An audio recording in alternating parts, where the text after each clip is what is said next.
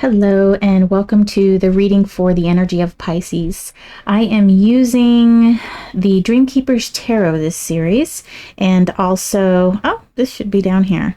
And I'm also using the original 1909 reprint in honor of Pamela Coleman Smith's birthday. It was February 16th, a couple days ago. And this is the original backs and her original artwork that she did based on Arthur Waite's descriptions of each of the cards. So Pamela Coleman Smith did a lot for tarot. She really revamped it. So in honor of her birthday, I am using her deck. Their deck, I guess I should say. And this is the Timeless Tales Oracle by Olena. And I will draw an oracle card at the end of the reading. But for now, we're going to use the Dreamkeeper's Tarot to pull three cards for the main energies that we're going to work with. Okay, Pisces. And this is for the energy of Pisces. You may or may not have a placement, a planet in the sign of Pisces, but you definitely have a house in the sign of Pisces. So all of us have all 12 zodiacal signs in our charts. And 13 if you use Ophiuchus as well. And if for any reason this general reading does not resonate with you or the situation that you're in right now, try looking for another video and search based on title. Okay, sometimes we need to use our instincts to help us find an answer to the situation, to the question that we find ourselves in. All right, one more good shuffle. And we are ready to go. All right, Pisces, let's see what's going on with you. I know it's a little dark, and I will turn up the lights. The Chariot is what you have. Ace of Wands, and the Star in reverse. Actually, I can turn up the lights now. The reason why I keep the lights low, because they wash out this beautiful back on the Dreamkeeper's Tarot. I just love this filigree and this really light bluish gray that's on here. I think it's beautiful. Okay, so let me turn up the lights now. And here, it's a lot brighter. And see, with all that on, you cannot see this pretty back of this wonderful, wonderful deck. Thank you to Liz Houston. I love the artwork that she presents in this deck, and she does follow the RWS system, which is why I paired it with Pixie's deck. And her art just interprets the card meaning in a different way, but it's the same meaning. So we've got two major arcana here, the Star and the Chariot. And the Chariot is all about movement and achievement, harnessing two separate energies, like two opposite energies, and getting them to work for you. And we have this Ace of Wands, which is extreme potential. So I see some definite movement, a desire to move forward. However, with the Star in reverse, this star is like a beacon, right? It's like the bat signal, I guess, where you have your goals, your sights, your wishes set high, and you're doing things in the present to reach that future goal. And with it being in reverse, I'm kind of getting the feeling that there isn't a goal set. You have all this energy, all this desire, all this drive to do something, but it's not. Perhaps it's not being properly directed. You're not focusing your energies on achieving something that can be easily achieved. You know, maybe you're spinning your wheels, or you have all this unused energy, and it's, instead of being focused and directed to a pinpoint, it's kind of scattered and going in different directions, therefore creating some waste, and perhaps even making you a little bit tired. The image I'm getting in my head is kind of like a storm with lightning just shooting in all different directions. Okay, so we're going to dive a little bit deeper into this message for you, Pisces, using the Rider-Waite-Smith deck. You know, and I wonder why we use the publisher's name. Rider-Waite-Smith, we don't usually use the publisher's name in any of the other decks. We'll always say it's the, you know, such and such deck published by US Games, published by Rockpool. And so it's very peculiar to me, perhaps because this deck was made in 1909, and you know, I don't know if it's because a woman illustrated it, or perhaps illustrators weren't given the proper kudos. When I do a review or a flip through on a deck, I like to say who the artist is. Because I think it's very important. The visual is a major part in reading tarot, and that's initially what attracts us to a deck, is the visuals. Because if it was just the straight up meaning, we could just put the words "the star" on a card and not have any kind of illustration on it. The illustrator plays a major role, I feel. Okay, let's see what we have, Pisces. So we have Strength in reverse, Page of Wands, Earth of Fire, the Fool in reverse, Three of Pentacles in reverse. This is Earth energy. And the Eight of Cups in reverse, Two of Swords, air energy, and the Cups is water energy. I'm sure you guys know that. Okay, everything's in shot. King of Pentacles, he is air of earth. Another star in reverse. And then we've got the Three of Cups in reverse. Okay, let me show you your spread. Put it full screen here. I'm going to grab some tea. It is very cold here in the Gulf Coast. Last week it was about 80, you know, maybe 83 degrees. Didn't quite get to 85. I was wearing chanclas and a t-shirt outside, which I'm naturally cold. So when I feel like 80 degrees is not quite shorts weather yet. Anyway, it was 80 degrees last week, and today it is right now about 50 something. Last night it got down to 42. and so it's cold. We've got this really bipolar weather going on here. But you know, I always get my hopes up when it gets warm. I'm like, yes, finally. And but I know we're in February. January and February are usually our coldest months. We, as a matter of fact, had a freeze last month.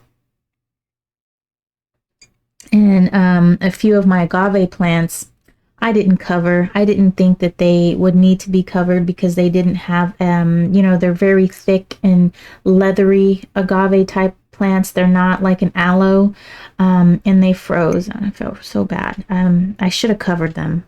You know, you live and learn. Oddly enough, my jasmine vine was just fine. I didn't bring that one in either. Okay, so back to your reading, Pisces. I see lots of yellow here. Lots of yellow. And I do want to bring major attention to the fact that we do, our star here is, both of our stars are in reverse.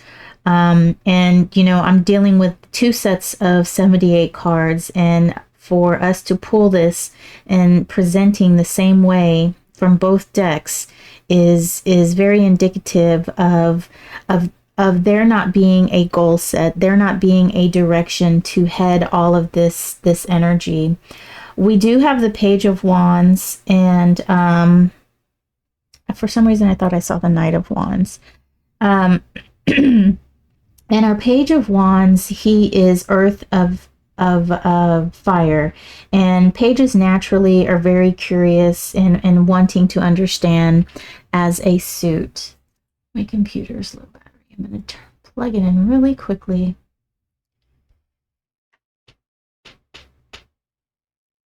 Okay, there we go. I'm just going to move that out of the way. Okay. And so this page he is ready to get down, get dirty, and get moving, which is very indicative of this Chariot here.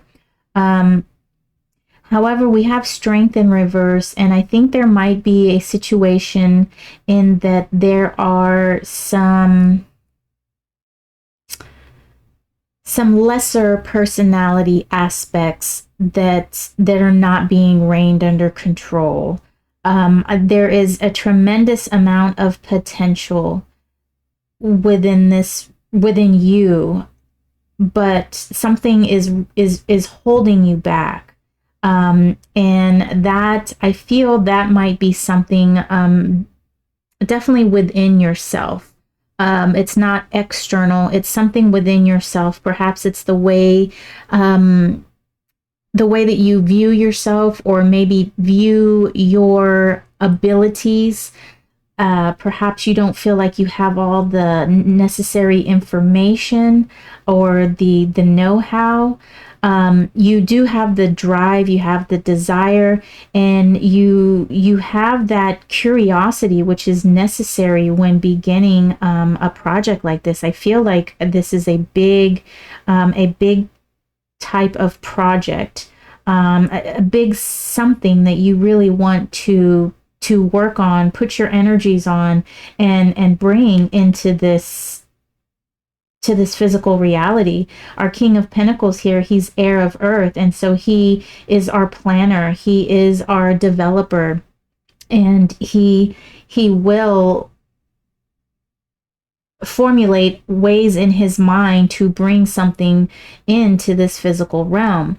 And I see that you have all of the necessary tools, all of the necessary components to bring this forward, but something is holding you back. And perhaps this Strength here, the Strength being in reverse, has something to do with these two stars in reverse as well.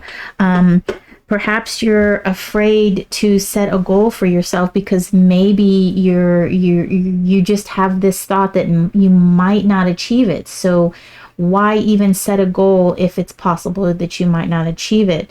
And it reminds me of this saying that I used to hear. It didn't quite make sense to me because I'm too analytical, but it says, reach for, what does it say? Reach for the moon and you can land among the stars, because if you don't miss it, you'll land upon the stars. Something like that. But I'm like, the stars are way further away from the moon than the moon is. So why wouldn't you reach for the stars and just be happy that you land, on the moon? But I love the moon. So I can see why people would be more apt to want to be among the stars as opposed to the moon. Stars are twinkly and bright and all that. But they are burning hot balls of gas, so you don't want to get too close to a star. Anyhow, I digress. But if you can set a goal for yourself, and even if you don't make it, the things that you learn along the way can help you reach that goal in the future. Another idea would be to not just set that goal, not set a goal that's too high for you to reach, but set mini goals with just tiny achievement bars, so that you're not trying to eat the whole cake at once. Eat little cupcakes instead, right? And achieve your desires in that type of way. With our Fool in reverse, that kind of feeds into this same energy I get with the reversed Strength card. The Fool is all about checking out new horizons, and the feeling that I get with the Fool being in reverse and is probably that you're afraid to set these goals because you're afraid to lose, or you're afraid to not reach these. I remember when I used to sell Mary Kay. And for those of you that don't know what Mary Kay is, it's kind of like a pyramid scheme, I guess, in that you sell these items and you get more people on your team to help them sell items, and then you get things like free products, cars. They give cars away, but you got to keep up the production. And it was makeup and skincare. And so I used to sell that, but I did not want to tell anybody my goals of what I wanted to do because I was afraid I wasn't going to reach those goals. Now, I never got the car, and I actually never really met my goals. Direct selling is just not something that I should do. But along the way, I learned a lot about myself. I was incredibly shy, and it really helped to pull me out of my shell. Doing things that I wouldn't necessarily do, talk to strangers. Selling is a really tough thing to do for a shy person, especially. And it really, going through that experience showed me a lot about myself, taught me that I can do things, and it helped me to grow as a person. So while I didn't get the star that I wanted, I did learn some things along the way, and it did help me grow. So so I'm feeling that that's kind of what's keeping you from setting these large goals, is that you're just afraid to fail, and you don't want people around you to see that you failed. You don't want to see that at all. And if people are going to laugh at you, make fun of you, make you feel bad for not achieving your goals, you don't need to be around that energy anyway. Find people who can teach you something. Find people who can cheer you on. Find a different group of people. So what I see here with this Two of Swords, I feel like there is a decision. And actually, everything really comes down to a decision. A decision that you are going to do what makes you happy, and it's not about the happiness of others. It might be a decision that you're going to have to find a new group of friends. But this Two of Swords right next to this Eight of Cups, this card is about walking away. And this Two of Swords, I think, is the energy I'm getting from this Two of Swords comboed, is that a word? With this Eight of Cups, is that this is not something that you need to be walking away from. This is something that you're going to have to conquer. Whatever it is that is holding you back, this personal, this thing that's going on inside of you, it's most likely in your mind. It's a story that you've told about yourself, or someone told about you, and it's just going on in your mind. So there might need to be a little bit of shadow work going on with that. But this is not a goal that you want to abandon, because I see all the necessary components and elements are at your fingertips, and I'm almost surprised that I don't see the Magician card here. But I feel a magician energy coming through this Ace of Wands, meaning there's just so much potential and so much drive and desire on your part to do this great thing.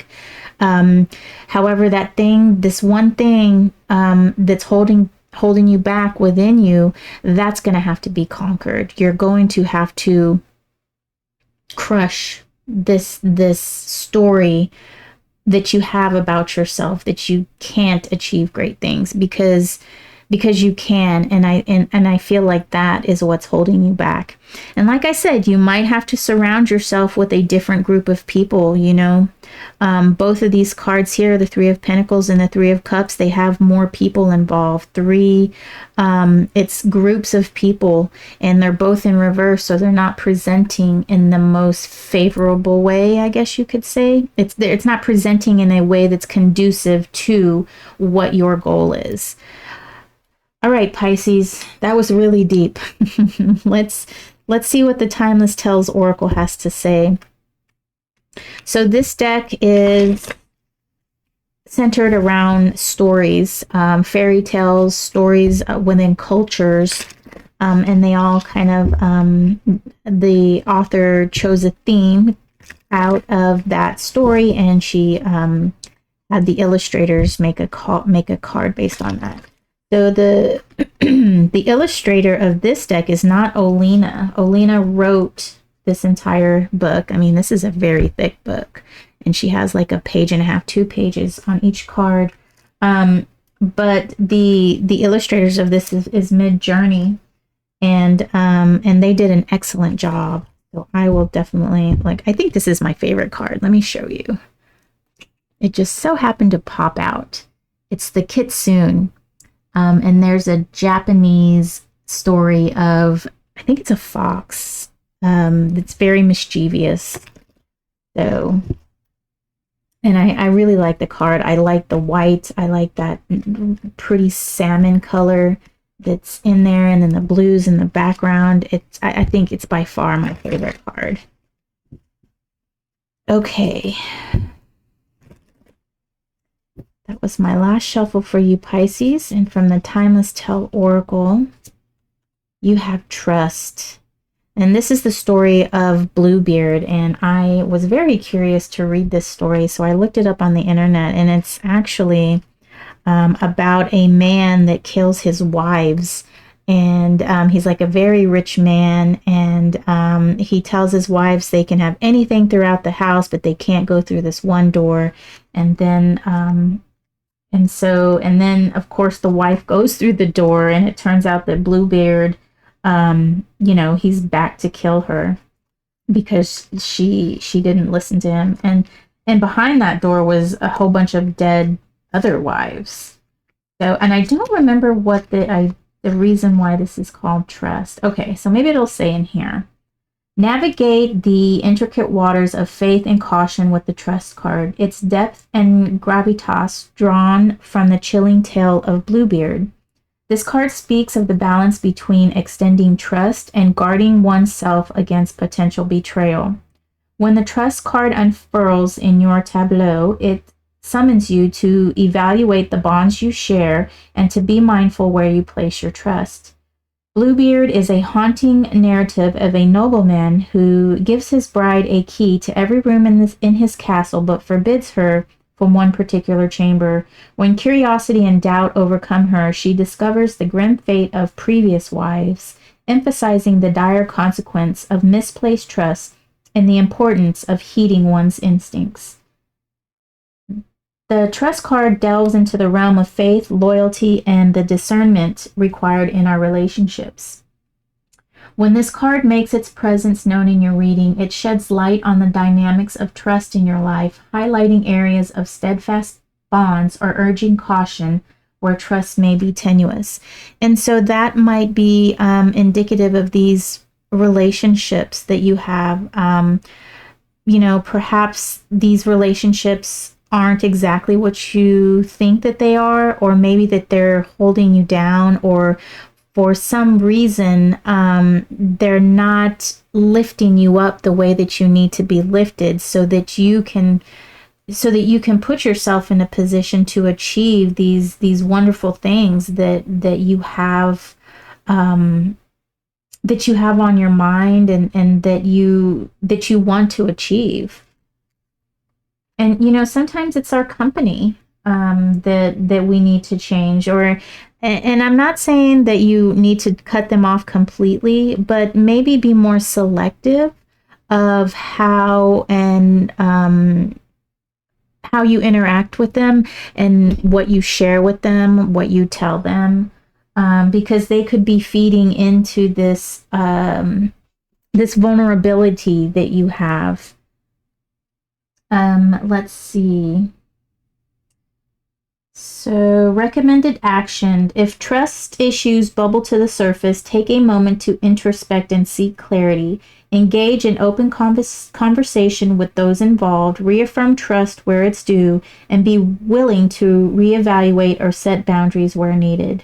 Recall past instances where your intuition served you well and let it guide you in matters of trust.